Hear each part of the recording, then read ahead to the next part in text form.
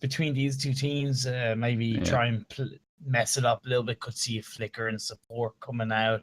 Maybe even a lane CP Fox. You never know, but we do have the link for the draft of the first match between these two teams. I'm pretty hyped about this Turnwalker ban followed by Koshka. Yeah, my brain is still switching to 2.12. I have to remember the patch notes and what's changed. Ooh, Fortress, I like that pickup. Fortress is definitely, even in the jungle, Fortress is strong. I think what's making Fortress so strong in this 2.12 patch is the fact that Stormcrown got back to what it used to be. Mm-hmm. So it makes for such a strong early game item on the likes of Fortress. That means he's going to be able to get his items a lot quicker, as Arden does come out from Mars. Yeah, the Ringo ban, I was kind of expecting a box ban, but I think they're probably leaving it up to Pancake Sunrise, the ban box here. CP Vox is really strong, and even Weapon Power Vox. And that's what we see is the Vox ban does come through. Yeah, Ringo Vox, I think Vox is very wise ban because I think she's going to be strong in the CP build in especially 5v5, but even in the 3v3, got a definite buff. I'd like to see maybe something like a Baron coming out from Mars. Yeah. Baron is meant to be very strong, but they do pick up a Black Feather.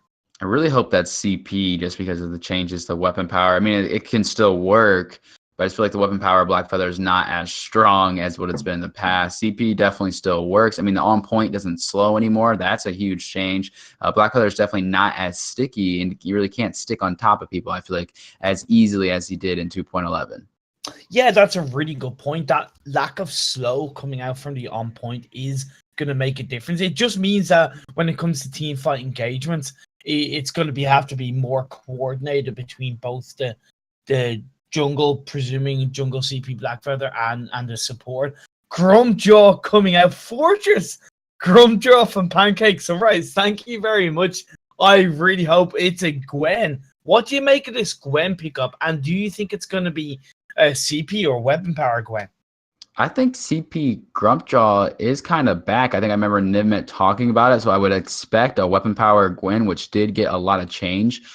Like a swing back towards that weapon power Gwen we saw in the past. So maybe it will be a Roam Fortress here. Last pickup on the side of From Mars Alpha. Okay, so we're going to see probably a lane Blackfeather and maybe weapon power. Yeah, most likely will be weapon power. See, like weapon power Blackfeather is still very much viable, and also when you have a tanky alpha that's gonna get in the front line and cause a good bit of distraction, it's gonna give Blackfeather, let's say, a bit of a chance to kind of move around. His Rose Offensive will potentially block out the Grumpjaw Stuffed. I believe that's the name of the Grumpjaw Ultimate. Yep. So, but I've got to give full props to Pancake Sunrise's comp. They got strong dive. Gwen can be aggressive when she is with the right comp. But one thing to note about Gwen is her bookshot does not slow the enemy hero now. So it does mean that, again, similar to with the Black Feather, you're going to have to make sure that a team fight engagement is going to be coordinated for it to be made most effective. Yeah, and then with Grumpjaw's he's not being able to be stunned out of that stuff, so he kind of can get a successful stuff as long as it lands, which could be big for I guess they would be targeting that with the Blackfeather, trying to take maybe him out of the fight. But I feel like with the Rose Offenses on that Blackfeather, he'd be able to dodge those pretty easily. He will, and one thing that I'm actually curious about, let's say because we haven't really seen much Grumpjaw in the last 3, even 4 patches, and so I kind of forgot 100% how Grumpjaw's kit works, but I do know that from the patch notes he cannot be stunned out of his ultimate, as I believe you did correctly mention. But if he swallows the alpha while the alpha is in her reboot, does that mean that she's not going to blow up in the Termination Protocol? I think Alpha does blow up inside of Grumpjaw. I'm not sure. I don't remember how that That's actually. exactly. It's going to be interesting to find out as we are getting into this first game of the series. So, viewers, get your hype out into the chat. Put hashtag Pancake Sunrise or hashtag From Mars and who you want to see this. Who you want to see win this first game of the best of 3 series. Yeah, this is one of the last matches in Shell. He's just throwing the taunts down. They're having fun already. This game, I can already tell, is gonna be a fun time. We're gonna see probably some overextending, some risky plays from both teams, but both teams are starting with the normal rotation. We will see the fight for the Elder Treant begin. I'm not quite sure how it's gonna play out. If we're gonna see Pancake go aggressive and the Alpha does come through. It looks like the healing does go over to Daniel. Mustard's taking a little bit of damage. Both teams will back out and go back to the laning phase. Yeah, what I actually would like to see come out from the fortress, as it is going to be a support fortress, is Dragon Blood contract and an Iron Guard, or even just a Dragon Blood contract, and that would have maybe given them a lot more chance, as we do see Erica Kane going on to Shell. It does mean Shell is going to have to force back. But yeah, with the Dragon Blood contract, it would have given more opportunity for Pancake Sunrise to maybe be a bit more aggressive in this early game and help in some way to shut down From Mars down. Yeah, and we definitely see Mustard with the 2 weapon blades. He's starting aggressive. He may switch to Crystal, or they could just do double weapon. I mean, it's not unusual for some teams to do that. He does go in on top of Erica Kane, though. Huge, massive damage, 241. With that hangry, it is just massive. I have not seen a Grumpjaw abilities or just in gameplay like this in forever. This is exciting. I know, that's what I love about these kind of interesting picks with the last matches where there's kind of nothing to lose. We're just going to see these wild picks coming out. Yeah, Alpha's trying to go in on Shell, though. Shell is dropping low. He does use that core charge with the Prime Directive. Gets the kill. He's turning on Mustard Tiger, though. He's actually going to try to get it. No, he does back down. He knows Lazar's there. He's actually, look at this. Mustard Tiger rotates back. 2 Gs. No fear, just fight. He's going on top of Mustard Tiger. Mustard Tiger pops the healing flask. He's going to try to stay alive. He does use that Grumpy to try to get out of the way. 2 Gs. Let's just stay on the other side of the wall next to their turrets and let's just not leave. Oh, here comes Shell. Let's just continue the aggression here. Imperium, I have a bad feeling you're not going to be doing much color this game if these players are just going to keep this aggression up. The next Prime Directive from across the jungle gets the kill on top of Mustard, and they're going to continue the aggression. You know what? Let's just hear some color why these teams continue this. You know what? I was kind of actually looking. I was just really enjoying this action and the aggression coming out from 2G, and this just shows how powerful the Alpha is in this early game because she's just able to get onto the enemy so hard. That damage was huge, but maybe a little too aggressive. Does get popped into that reboot underneath the turret. Turret does massive damage. The Alpha does fall a little too aggressive there. So it looks like Shell and Laz will keep their lives and continue on. Maybe they can regroup here and kind of stop this aggression coming out of 2 Gs. He's close to that aftershock already.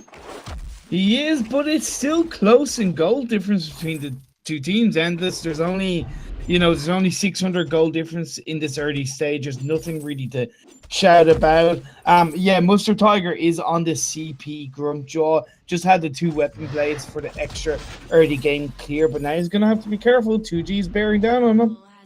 Yeah, I think Mustard will be doing a lot of damage. Really, both 2Gs and Mustard, once they get to that aftershock level, the damage will be huge, especially I think that's the problem for Mustard is we may see Daniel and 2Gs both be pretty tanky, so he necessarily doesn't have a squishy hero like Alpha does when it comes to that Gwen. Yeah, that's a really good point that you mentioned, and also Shell doesn't... Gonna survive? Yeah, but Shell, I was just going to say, Shell doesn't provide the better frontline defense as Arden does. So that is definitely a weakness in Pancake Sunrise's armor for this game so far. Yeah, Mustard does get in a little bit of trouble from 2Gs. He does use the Grumpy over the wall to stay alive. We're going to see the rotation out of Mars. They're going to pick up some camps here, steal a little bit away, but really, honestly, not much on the side of Pancake as Mustard did clear out before he rotated. And we're going to see maybe a face check here. I'm not quite sure.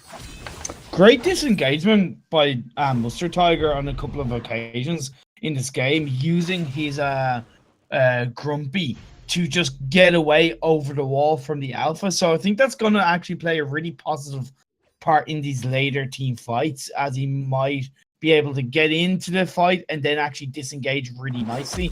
So I want to see how he uses those abilities in a later 3-on-3 team fight once Lozard gets 1 or 2 items on his kit. Yeah, huge rotation out of Daniel here, though. He's looking to try to pick up some of these backs. He doesn't find any. Actually, Mustard just got caught on the wall. That's a huge miss on that Grumpy. Daniel, though, here comes a full rotation on Mars. The Aces High does go wide. They are onto the Crystal Sentry here. The Crystal Sentry is dropping really low. Look at the huge damage from the Hangry when he jumps in. Lazar's trying to stay alive. He does use Healing Vest. The reboot is popped. The termination protocol does pop. It doesn't really land on anyone. Mustard's low. Everyone is starting to fall, but look at this healthy Black Feather. He's going to get to execute down on top of the Grumpy, or on top of the Fortress Grumpjaw. The Grumpy Grumpjaw. It kind of all Grumpy Grumpjaw. It kind of all flowed together there. And just say it wasn't actually the Grumpy that Grumpjaw hit into the wall with. It was actually his stuffed. Oh, so it was. He wasted his ultimate, which really the dive from 2Gs gets the pickup. I guess when he does use that ultimate, you kind of see those arrows there, so that kind of can tell when he's using that ultimate. It was actually, you know how I recognize it? It was actually the sound effect. You know, the sound effect for Grumpjaw on his stuff is more like literally like wrong. I don't know why I'm even trying to, you know, I don't have my sound on. The sound, but it is a particular sound if any of the viewers do happen to recognize it and they're not really sure, because I do know that the movement is somewhat similar between his abilities, so it can be a little bit confusing, but that is how I found the difference between at least between the ultimate and anything like the Grumpy is the sound effect. So yeah. Yeah, Daniel, I don't know if you want to mention this, though, but look at his CS currently right now. He's done a couple of rotations to try to get ahead of this Gwen in the lane. This could be pretty big for this Black Feather later on. Definitely does. It has put them 1.5k gold ahead in this early stages, as we do see this engagement coming out. Yeah, 2G is definitely using that core charge, definitely getting some of those stacks, and, you know, I don't know. It looks like they're going to rotate out here. I was going to ask you, what are you going to expect from this Grumpjaw? If, you know, an alpha, look at that, actually a pretty big damage there on the Grumpy. He's actually caught in between all 3 members here. I'm not quite sure where he's trying to go. 2G's, he's going to drop really low. He does pop into the permanation protocol. It does pop, though. Mustard's pretty low. The Ace is high. Somehow sneaks his way through. Doesn't land on anyone. 2G's is going to fall, though. Looks like we're going to see the Arden falling as well. Meanwhile, the Black Feather was in the backs just picking up some farm. He is going to get spotted out, though. He's going to use the Rose Offensive to try to get out of this. Does not want to get the ace. Another miss there. Oh, Daniel. And that was okay. Stuffed. It eats him right up. He uses the Grumpy to get closer to the turret. He spits him out right next to it. He just take a massive turret shot. He's going to go down. Look at the plays coming out of Mustard. That followed by the taunt. Yeah, that shows how at least how defining, even though it was essentially 3v2 because Daniel was in stealing the jungle, but that shows how important the Grumpjaw can be in a team fight with his ultimate. Yeah, we're seeing 2G's giant prime directive does come flying in, gets a good amount of damage, though. We're going to see the Arden fall once again. We've seen this, you know, Grumpjaw doing amount of damage, but he's taking pretty good hits from 2G's here. He's actually going to be left by his team. I think Mustard could go down unless we see a pretty decent juke. He does get the Grumpy through, but look at the prime directive. The Alpha can just follow him. We're going to see this Alpha probably go to the Dragon's Eye. What are you expecting to see from a Grumpjaw? I'm not quite sure what some solid next items are, if it's more utility. We are seeing, it looks like, more cooldown. Oh, yeah. Ace high does land. Daniel, he tried to rotate, but they've noticed that he's been doing it so much. He's going to fall. I don't think that is worth it at all. 2Gs, though, he goes right over the wall as well. He's stuck with all 3 members and a Crystal Sentry. He's going to rotate out. He's probably going to get a nice Vanguard from Arden here if he does rotate up. Here comes the Arden. He's going to be able to land it. He does drop into the Termination Protocol, though. He's going to get not that much damage to drop anyone. He does get the reboot. The Prime Directive on top of Laz. Laz is going to drop really low. He is going to fall. 2G's doing the damage, but the stuffed, look at that. He eats them and then just uses the Grumpy to get the next kill. Let's take Erica Kane out of the equation and just focus on the kill. So pretty big plays coming out of Pancake right now. But they've got to be careful. Daniel is coming up to give a little bit of support, and that does mean Daniel has picked up an infusion, Endless. That means he is looking to fight. He did steal that the health sentry with the on point.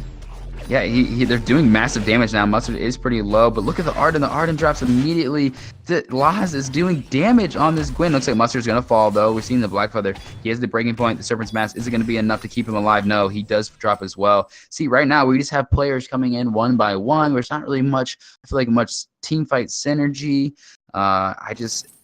Mustard finally has the clockwork, so he's going a lot of cooldown on that Grumpjaw. He is, which isn't a bad idea, but I do feel as Alpha is going onto the Gwen. Yeah, the Gwen is getting in some trouble again. The Skedaddle does come through. The next Prime Directive does miss. I think now we are clear to talk. Now, okay, good, finally. Hi.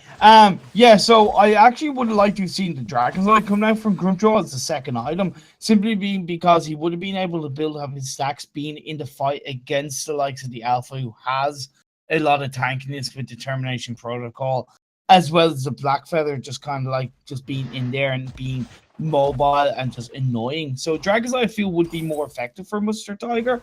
However, I want to comment on a great pickup by Lozar, getting the breaking point second item, because again, there's such healing coming out from Alpha. Yeah, as the Alpha goes into Determination Protocol, Lozar is going to be able to build up his breaking point stacks and then essentially do more damage when or if the Alpha reboots. Oh, 913 damage from a Prime Directive over the wall. It lands right on top of the Gwen. The Gwen dies. Here goes 2Gs. He does pop into the reboot once again. He's going to stay healthy, though. Mustard, he's dropping really low. He's going to stay alive for now, but 2Gs is going to pick up another one. Is he going to go for another Prime Directive on top of Shell? It is going to land. It's going to be another. Atlas comes through. Don't think the attack slow did enough to keep him alive there. So look at that. He just sees the Gwen step forward and he just turns around. Another Prime Directive, another kill, which leads to the ace that is massive for From Mars. Yeah, and just one thing to note about the difference in Alpha in the 2.12 patch is, from what I remember, is that the stacks on her Prime Directive are up to 8 seconds, I believe, if I'm correct, Endless, from 5.5. Yeah, I do not remember those stats specifically. Come on, man, you need to know this stuff. I know. No, but I do know that it has made Alpha a lot more dangerous in this match, or in these matches between 3v3 and 5v5 Endless, as you do see the Arden is shut down. Yeah, we see Daniel. He does turn back on top of the Gwen. The Gwen does with Peeling Flash. But look at the Prime Directive. It doesn't matter how far away the Alpha is. He gets the kill. Shell's going to fall as well. All that's left is Mustard. He's going to use the Grumpy over the wall. But we have a Rose Offensive and a Prime Directive. They're going to come right with him for another ace from Mars. Alpha is just being disgusting in this game, using the Prime Directive so beautifully to execute onto any of Pancake Sunrise in this match. Dragon's Eye, Aftershock, and Broken Myth, followed by a little bit of weapon power defense, because I think he recognizes that Grumpjaw is just not really doing enough damage as Crystal Power, so doesn't need the Crystal Power defense, which is important. Yeah, the stuff does come through, though. Once again, it lands, takes a member of the fight. Unfortunately, they're not going to be able to capitalize when it comes down to taking another member out. They are going to take down Daniel, it does look like. Meanwhile, Alpha took the gold miner all by herself. Soloed it. I guess that's some nice gold in their way. Meanwhile, 2 teammates do drop. I guess they're not too worried about that. There is the Atlas pickup by the Alpha, though. Yeah, alpha pick up by the Atlas pick up by the alpha is going to be really important once she does get onto the Gwen. Yeah, Alpha, though, it just doesn't matter right now. No fear, just fight. The Aces High did land, though, which knocked her into the Termination Protocol and the reboot. And look at that, the Prime Drift to get on top of the Gold Miner to try to get some distance, plus the Healing Plus. It doesn't really matter, though. Alpha will fall eventually. That was an interesting tactic. Try to just snipe the Gold Miner and get as far away as possible. Yeah. And just one thing to also know, if you didn't notice that I had slightly forgot about, well, no, I will wait. That huge gauntlet does land Laws. He's dropping really low. He tries to use to get out of the gauntlet. It doesn't matter. Daniel sticks right there with him. We just see the Arden and the Blackfeather left. Blackfeather is stacking up 18 breaking point stacks currently. Those are going to hurt, but I don't know if he's going to be able. He does use the Execute.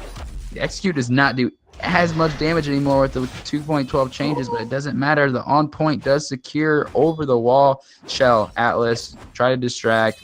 I don't know if he can be up pro long enough to not avoid the ace. Ace does come through. Kraken is up. 15:48 in. Yeah, just one thing to point out from the kind of last engagement where the alpha went down. If you notice, when she went into her termination protocol and she blew up, she stayed alive so long in a teamfight engagement. That is because her health went up in the termination protocol to try to just for 5v5. So in a 3v3 situation, she's nearly always going to have an extra life. It's going to be so hard and require so much burst to take Alpha down on her reboot. So I think that's going to make Alpha really strong in this current 3v3 patch. Yeah, now we're seeing Mustard Tiger eat Daniel just to keep him out of the fight and then spit him out, try to farther away to try to stay safe instead of taking him into battle. Mustard's play is starting to change. He's not as aggressive. Here comes a huge push, though, without even Kraken there to help him. They're going to focus down the turrets. Massive damage. It is going to fall immediately. We see the rotation out of the Blackfeather. Going to just try to go back to the turret, but meanwhile, 2Gs is trying to get the work in, try to get the damage down. The stuff does come through once again, takes the Alpha out of the play. The Kraken is beating down on this last turret. Are we going to see this the last push for the side of Mars? Are they going to be able to hold off 2Gs? He does survive. No, he falls from the buckshot. Looks like Daniel, though, him and the Kraken, they're doing the work. Looks like we're going to have GGs from the side of Mars. Like, you see how strong Alpha is on her reboot. She survived triple engage and base damage and still got into a reboot. It took a final bookshot after she rebooted to take the Alpha down. That shows how strong she is in this current meta, because normally with the Alpha you get 2 damage items, like let's say Aftershock Broken Myth, Aftershock Dragon's Eye, or Dragon's Eye Broken Myth as your first 2 items, and then you get 2 defensive items and then your 3rd damage item. But at least in this situation, because we're seeing an absolute extra life coming out from the Alpha, she can afford to get 3 damage items essentially straight away and still have enough tankiness to do so much damage in these teamfight engagements. So Alpha is a strong contender, and I feel it's going to be a hero that's going to be banned in this second game. But GG to from Mars. Yeah, it is interesting seeing Erica Kane and 2Gs switch roles. 2Gs, I feel like, is the normal captain for them. So having Erica pick up that captain role and having 2Gs dominate on the Alpha was definitely interesting.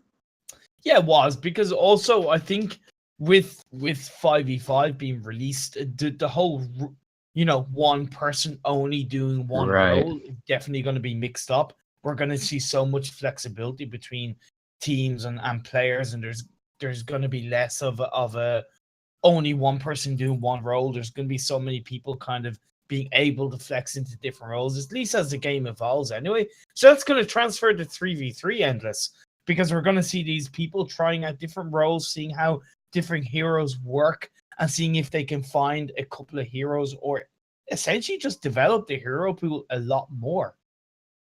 Yeah, I think we've been seeing a lot of players on streams playing different roles, just trying things out, really just trying to get, the feel of all the new rules and new things. So 5v5, of course, is changing a lot of things. But currently, how it's going to unfold, the 3v3 is what we're still talking about right now. Of course. And look, going into second draft, Endless, do you think that Gwen is going to be here that won't really be picked up? I don't think she's quite in the 2.12 meta. I know she's got a bit of a buff, which is trying to bring her back in, but I just don't think she's doing enough damage, especially against the likes of these tanky CP junglers. That's going to really make her super strong in this new patch. Yeah, I don't think Gwen is someone that people are going to contest over.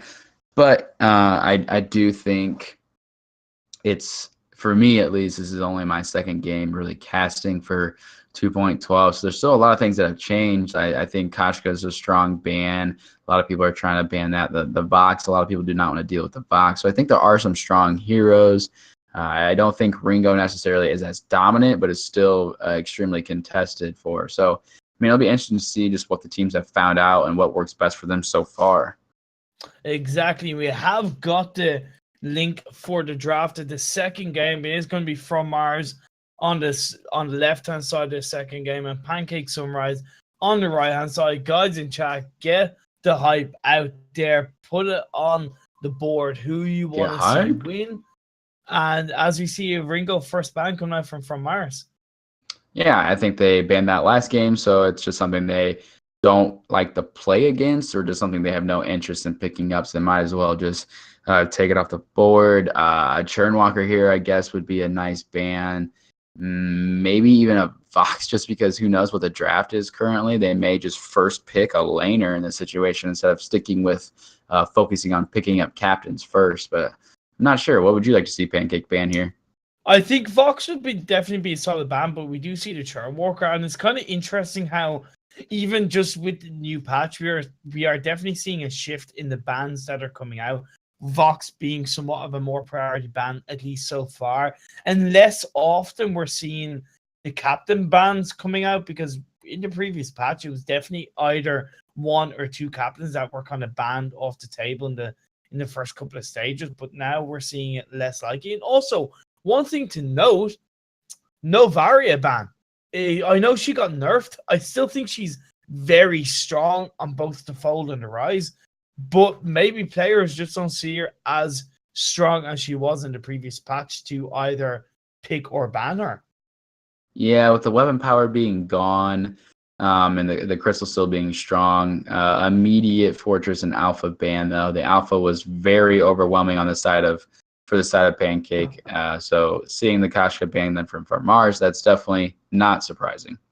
No, but it does leave Black Feather open. Black Feather Fortress could be a strong combo with another hero like maybe Rona coming out, so you have triple dive. But they do pick up this Vox.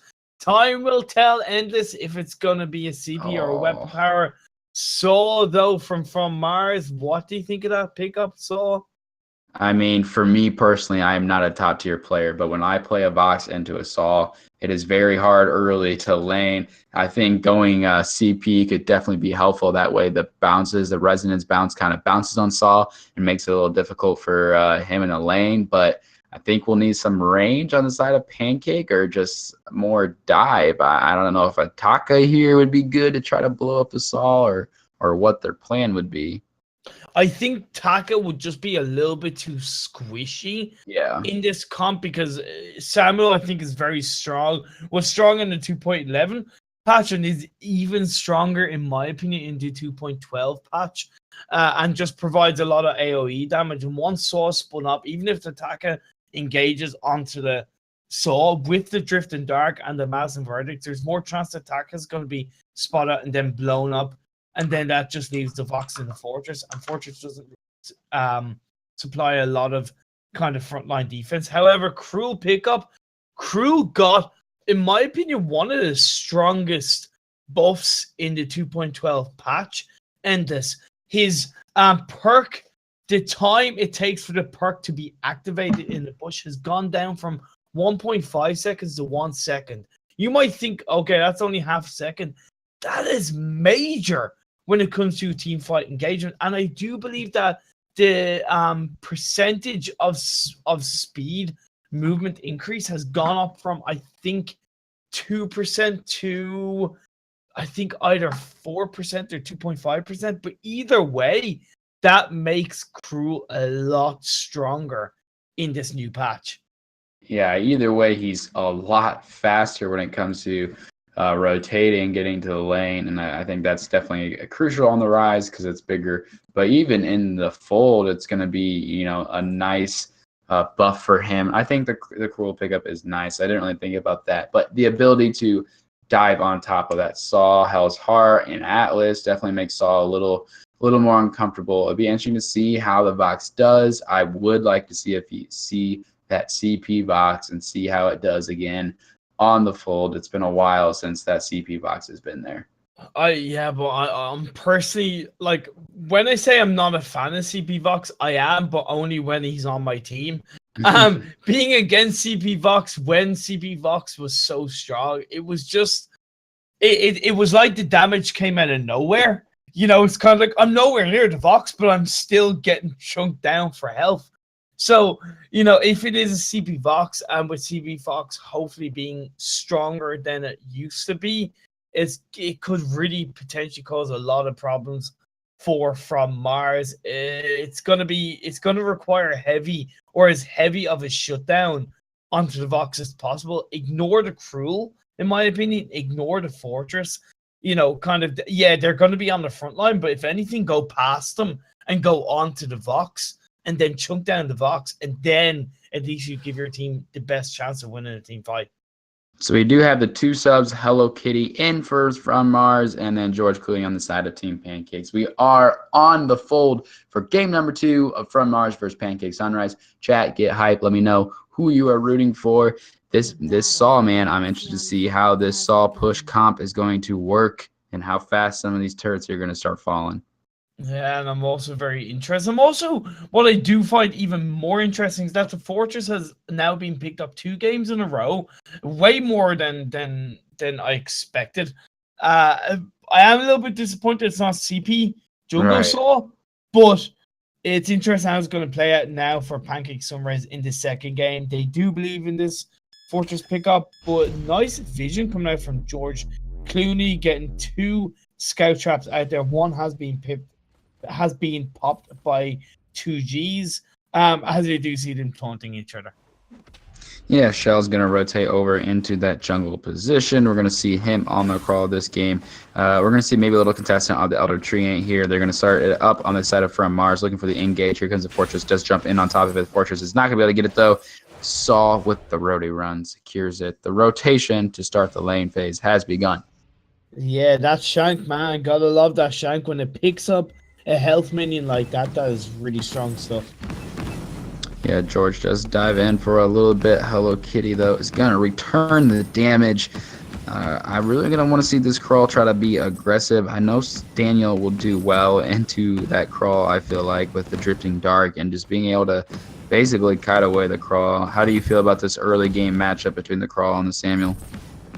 Yeah, I do think if you give the crew a little bit of a chance to build up 2 or 3 levels, that there is going to be a chance that he's going to be able to invade and shut down a Samuel. I've seen it being done in the 2.11 patch, and with the buff that crew got, it should be possible. But the crew is going to have to rotate up the lane.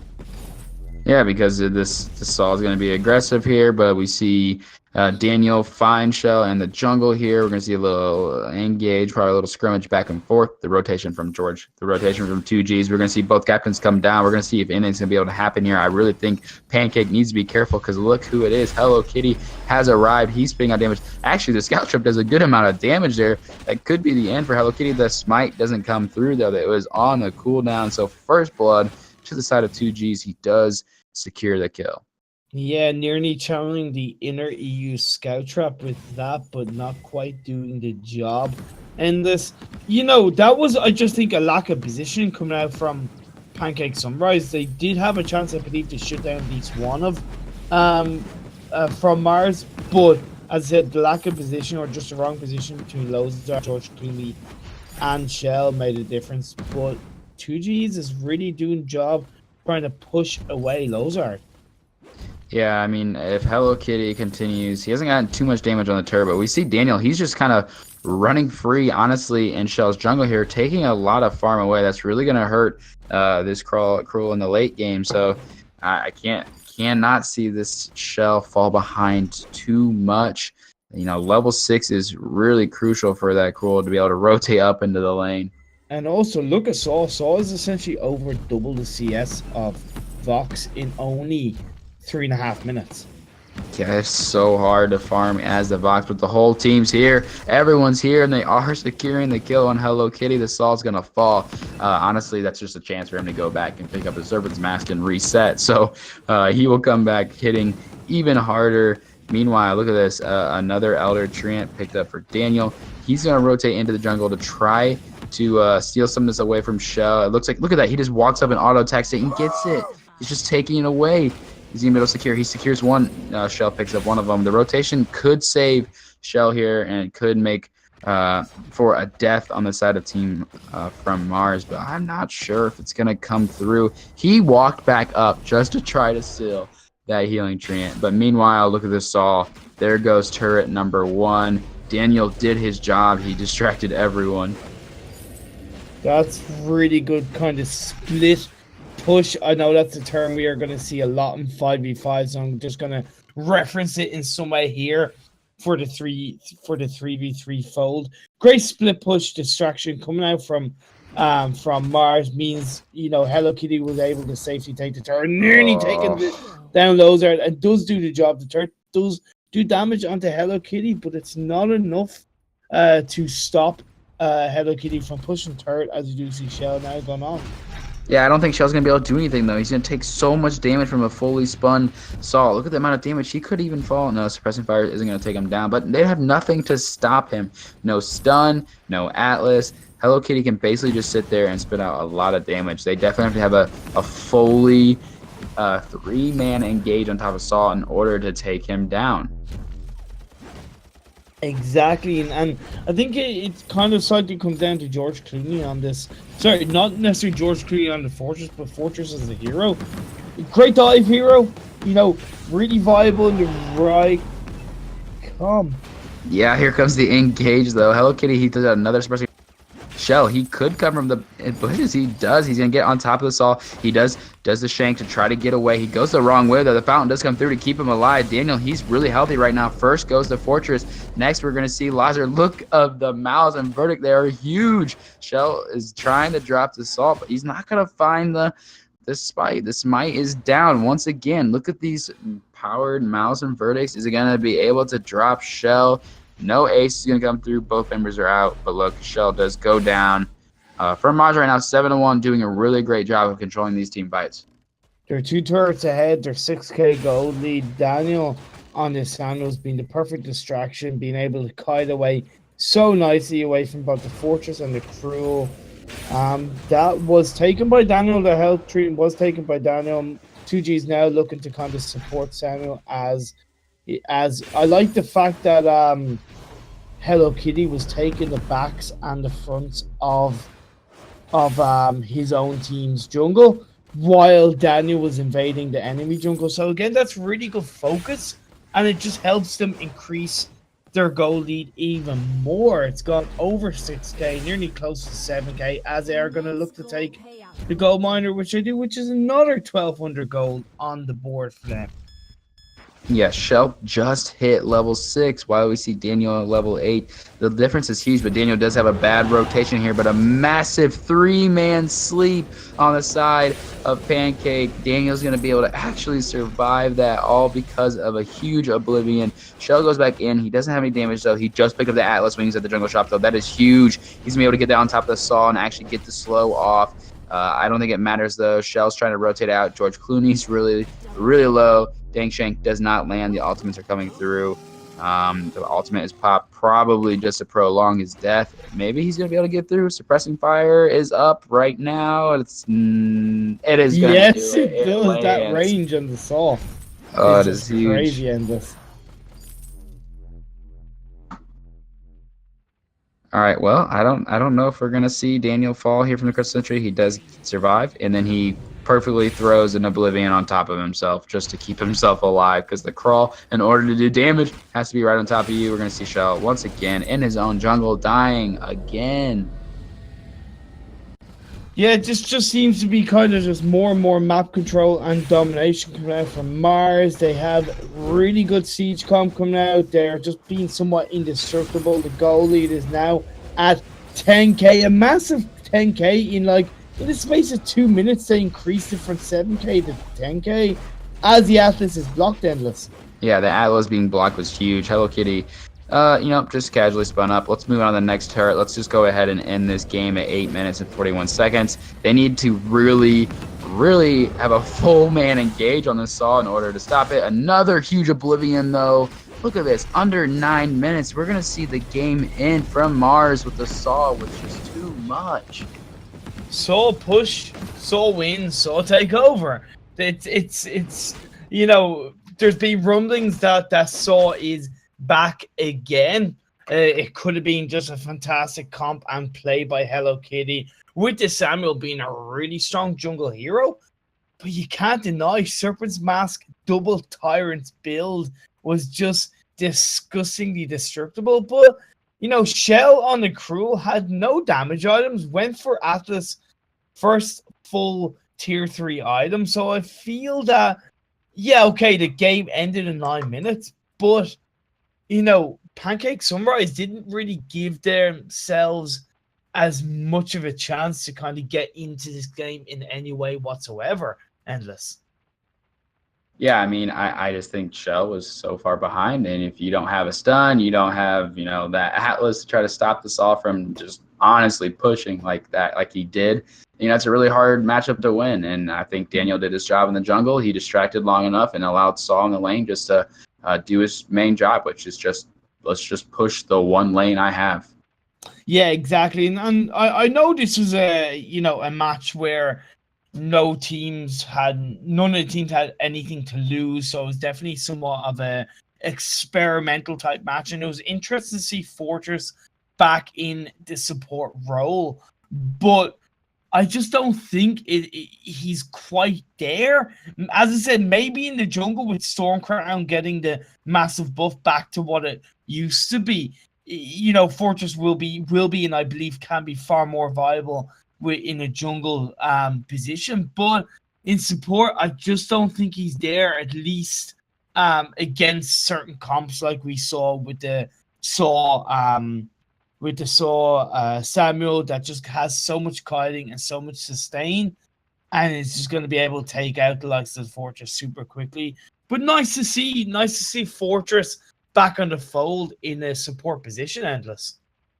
Yeah, for sure. It was definitely an interesting game. I was not totally expecting a under 9 minute push, but the good thing for both these teams are we will be seeing them continue from Mars in the division champions, and then the wild card series, Pancake Sunrise, will be there. So not too big of a deal for this matchup tonight. Just some fun matchups to end the bracket. As always, it was a pleasure casting with you, Imperium. It was, again, an absolute pleasure to cast with you, Endless. As always, just super stoked to have any kind of opportunity, and I do look forward to the future games that we're going to have